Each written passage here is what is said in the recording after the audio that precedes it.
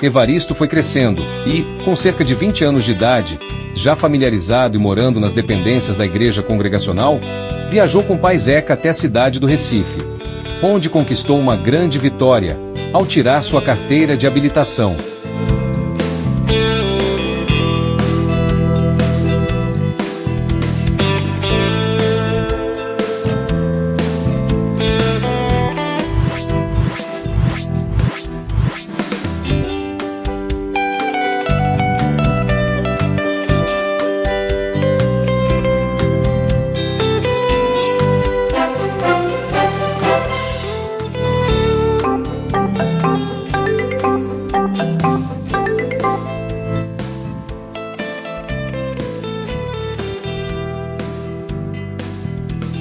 Ao analisarmos assertivamente o passado, daquilo que aconteceu com a gente, aprofundam-se as raízes familiares, em terra fértil, do coração e da mente.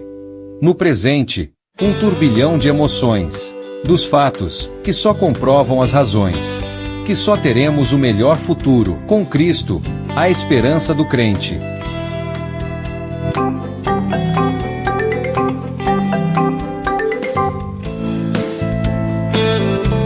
Décima segunda parte. Em 1933 a família Menezes ia à igreja a cavalo. Enquanto isso, Evaristo descia as águas do açude novo, para dar de beber aos animais. Décima terceira parte. O garoto Evaristo, acolhido na fazenda, e instruído na igreja. Décima quarta parte. A casa Menezes. Os dois armazéns de pai Zeca.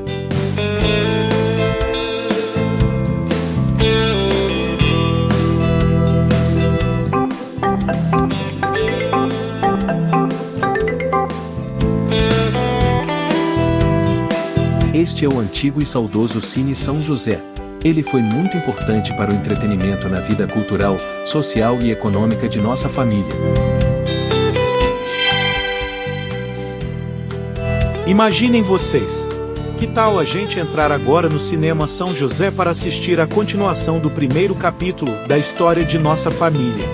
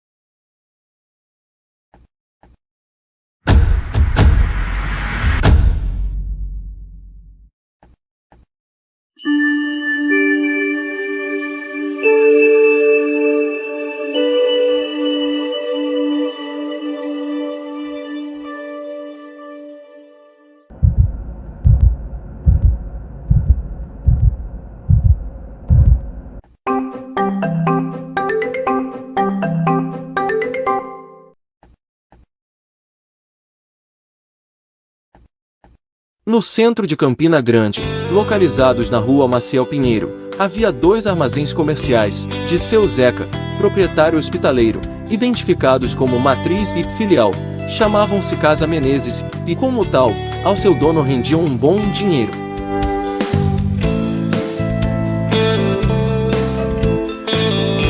Com destaque na cidade, a Casa Menezes, em Campina Grande com matriz e filial, acomodadas em duas esquinas distintas, uma ao lado da outra, posição sem igual, pelo antigo Beco dos Bêbados divididas, atrativas pela diversidade e comedidas, onde a Cavalcante Belo é o nome da rua atual.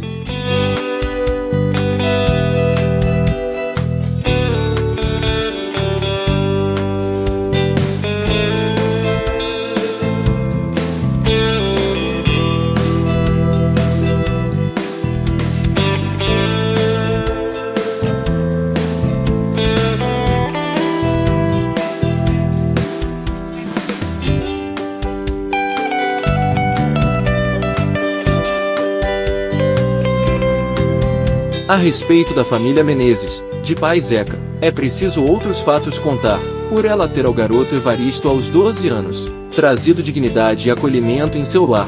Mais e mais detalhes serão abordados, e para que vocês fiquem bem informados, outras bênçãos com vocês vou compartilhar.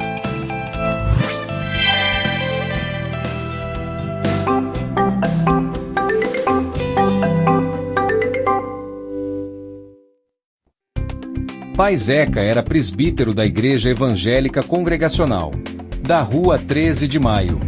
Ele era o dono da fazenda Porteira de Pedra. Era um comerciante bem-sucedido e carismático. Tinha 2 famosos armazéns na Rua Maciel Pinheiro. Seu Zeca admirava alguns líderes mundiais. Em seu armazém havia poltronas que acomodavam clientes especiais para calorosos debates, de cunho religioso, nos finais de tarde. Seu Zeca era um debatedor religioso incontestável. Seu neto Robert Menezes, à época com 8 anos de idade, ouvia com frequência seu avô, seu Zeca, dizer com orgulho aos clientes dentro dos armazéns: "Este é o meu primeiro neto, meu gerente. É ele quem cuida da arrumação aqui."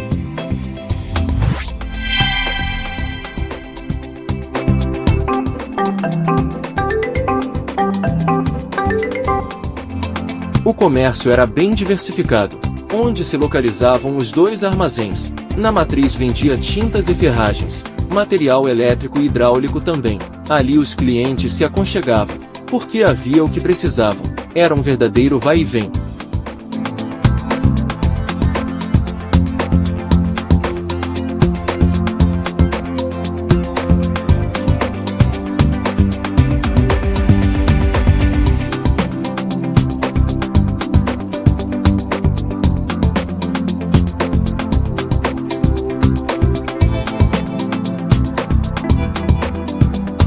Todas as imagens identificadas com IA foram criadas com a inteligência artificial. Elas nos mostram um incrível realismo de como era o dia a dia das casas Menezes. É ver para crer.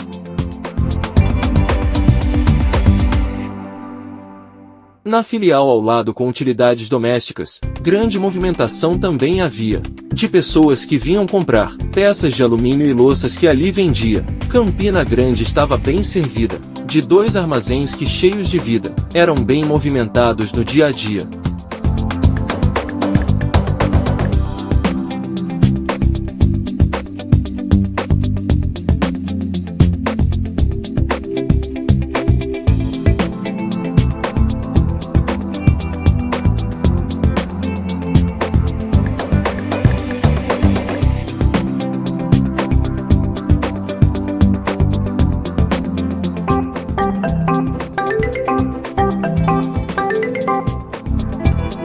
No armazém havia um espaço para os clientes especiais da ocasião. 2 cômodas poltronas e um pequeno sofá se harmonizavam com a mobília do salão. Os encontros ao final da tarde aconteciam para discutir assuntos que no coração ardiam. E, de todos, o principal deles era religião.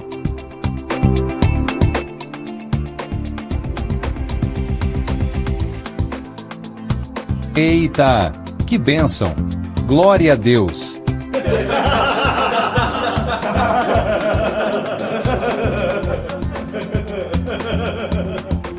De Franklin Roosevelt e Harry Truman, ex-presidentes dos Estados Unidos, seu Zeca mantinha as fotos deles na parede do armazém, seus preferidos, e por representarem o admirável país, ele se sentia envaidecido e feliz ao debater com seus amigos os referidos.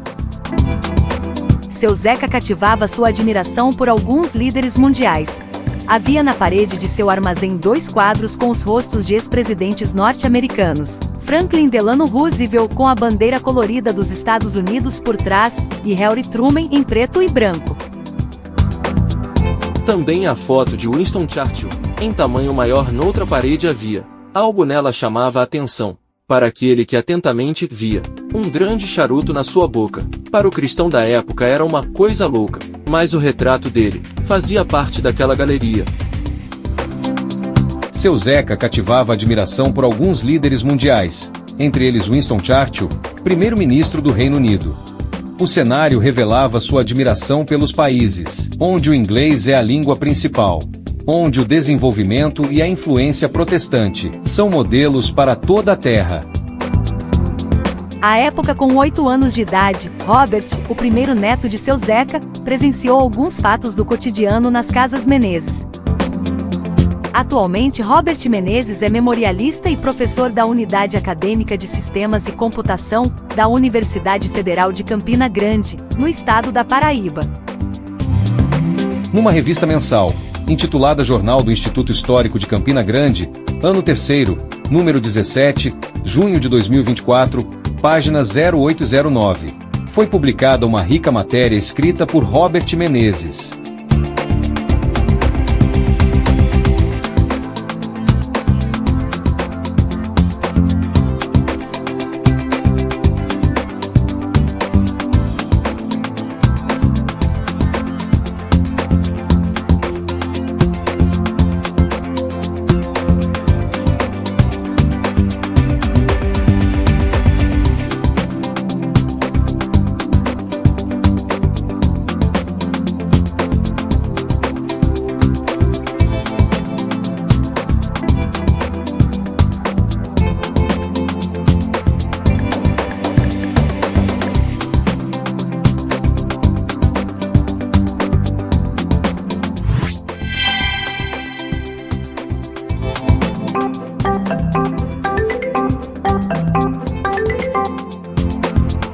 Seu Zeca expressava sua admiração por alguns líderes mundiais.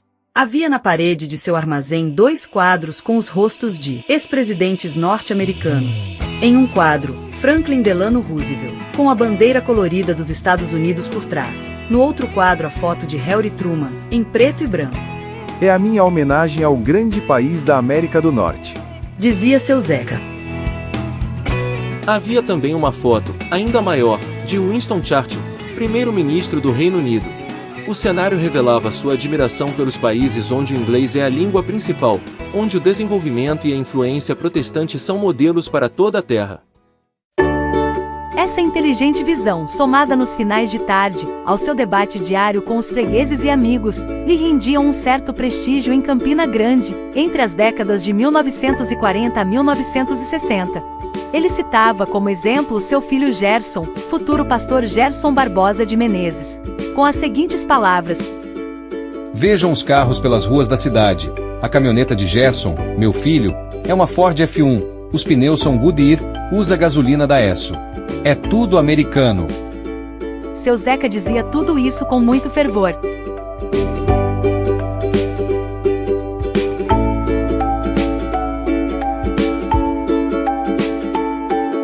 Time is money, tempo é dinheiro, e outras pequenas frases faziam parte de seus conhecimentos rudimentares da língua inglesa.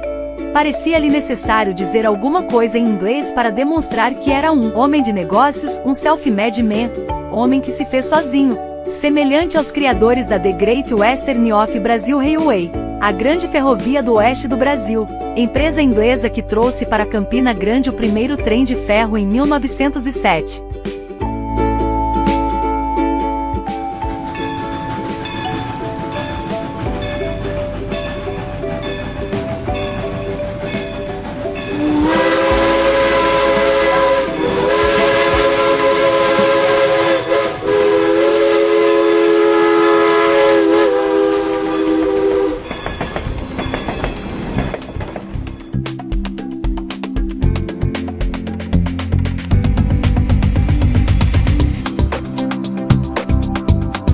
Mesmo sendo admirador do estrangeiro no dia a dia do armazém, seu Zeca só saía da Paraíba quando ia ao Recife, Pernambuco, cuidar dos seus negócios. Certa vez ele foi ao Recife para ser instruído sobre um blackout que haveria em Campina Grande no período da Segunda Guerra. O conflito se tornou mundial a partir de 1941 até 1945. Na época, seu Zeca era responsável pela segurança de uma pequena área da cidade, missão que cumpria como se fosse o comandante de uma corporação militar.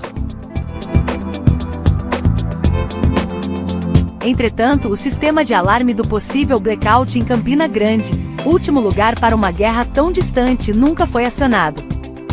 Como sempre, seu Zeca foi otimista, chegando a comentar: É até bom ser atrasado. Só assim estamos livres das bombas. Foto dos anos 1960, mostrando o contraste da iluminação elétrica sobre as águas do Açude Velho. Ao fundo, a fábrica da antiga Caranguejo. Mais à direita, a caixa d'água da Companhia Paraibana, além da empresa Anderson & Clayton. Esse é o melhor lugar do mundo para se viver. Pelo rádio, eu viajo sem sair de casa. Era seu costume desenvolver argumentos em benefício próprio, inclusive nas finanças. Ele sempre buscava um ganho qualquer, por menor que fosse a pechincha.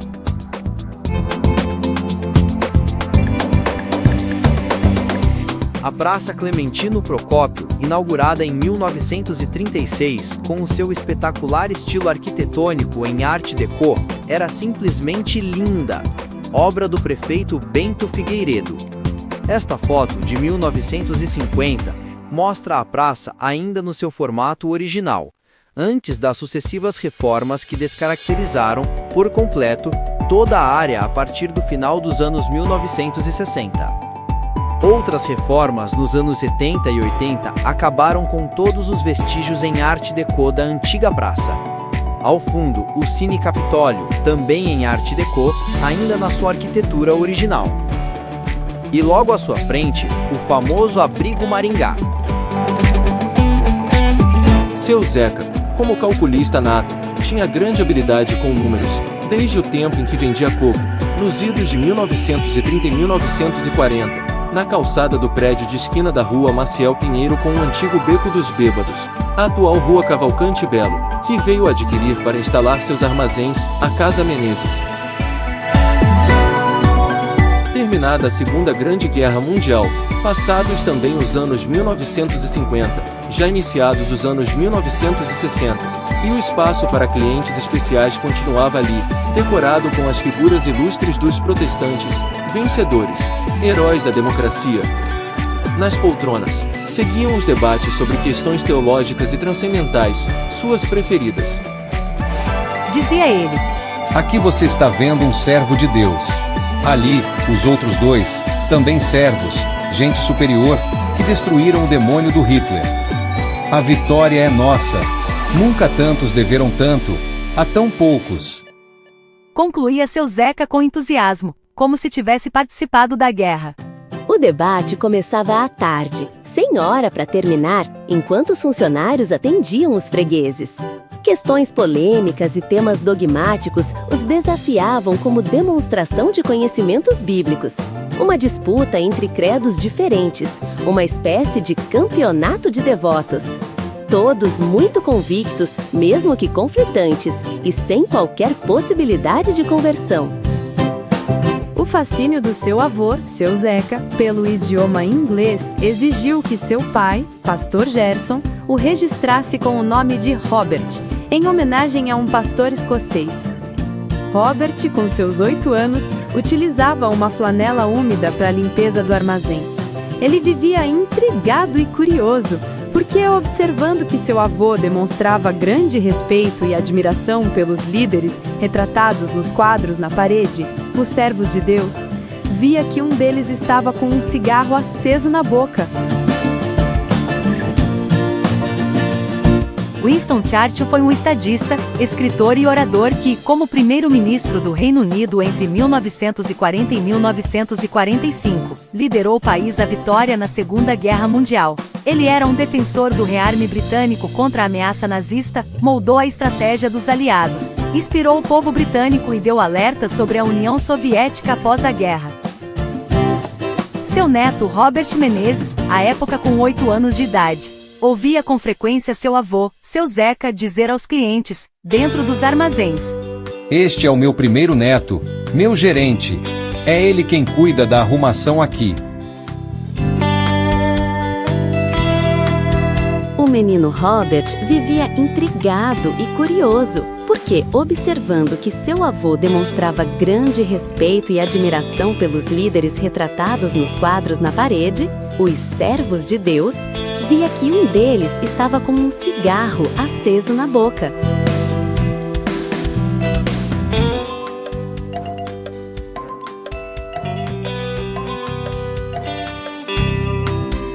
Certo dia, e muito precavido, diante de um avô incontestável e que sempre tinha razão, Robert esperou um momento oportuno para indagá-lo a respeito daquele líder que fumava, o que era uma grande contradição. Seu avô gostava de desenhar figuras engraçadas em papel de embrulho, sempre sorridente, para lhe ensinar a desenhar também. Era o momento ideal para tirar a curiosa dúvida. Rindo também com a caricatura de rosto largo, beiços grossos, pescoço fino, camisa listrada, Robert fez a seguinte pergunta ao seu avô. O senhor diz que aquele velho de charuto na boca é servo de Deus, mas o senhor sempre diz que cristão não fuma. Seu avô, um presbítero puritano, considerava o fumo um pecado mortal, coisa do capiroto. Combatia a bebida alcoólica e um cigarro com veemência. Ele se surpreendeu com a pergunta, parou de desenhar e inventou uma resposta, o que não lhe era difícil, porque tinha o dom de repentista, e respondeu de uma forma amorosa, usando o argumento apropriado para se desvencilhar da pergunta inconveniente. Veja, meu neto, Winston Churchill é inglês, não é brasileiro. Na Inglaterra, fumar não é pecado. Convencido de imediato, Robert pensou: meu avô sabe de tudo! E assim, Robert se sentiu apresentado ao que já se chama de relativismo cultural. Embora naquele tempo Robert desconhecesse tal conceito, a explicação o convenceu e lhe pareceu inteiramente plausível. Só depois de alguns anos foi que se deu conta da malandragem e da inventividade do argumento do seu avô paterno. Um artista, Robert considerava seu avô um verdadeiro artista, visto que fumar não é pecado no hemisfério norte. E, talvez, contrariando Caspar Barlels, historiador holandês, que afirmou: não existe pecado abaixo da linha do Equador, referindo-se aos hábitos dos nativos do Nordeste do Brasil, no governo de Maurício de Nassau.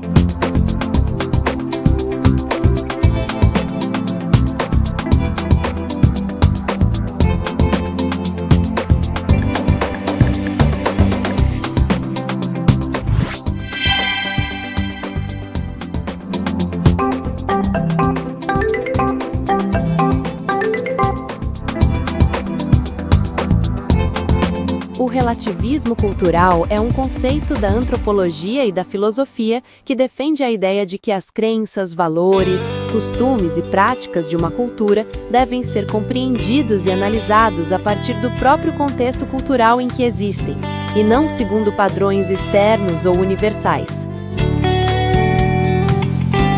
Em outras palavras, nenhuma cultura pode ser considerada superior ou inferior à outra.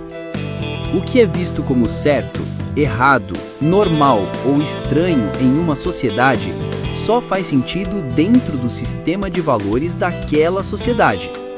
Exemplo prático: em alguns países, comer insetos é uma prática comum e nutritiva. Já em outros países, essa mesma prática pode ser vista como repulsiva. O relativismo cultural. Primeiro, ensina que para entender isso devemos olhar para os costumes do ponto de vista da própria cultura, e não julgar com base apenas no nosso olhar.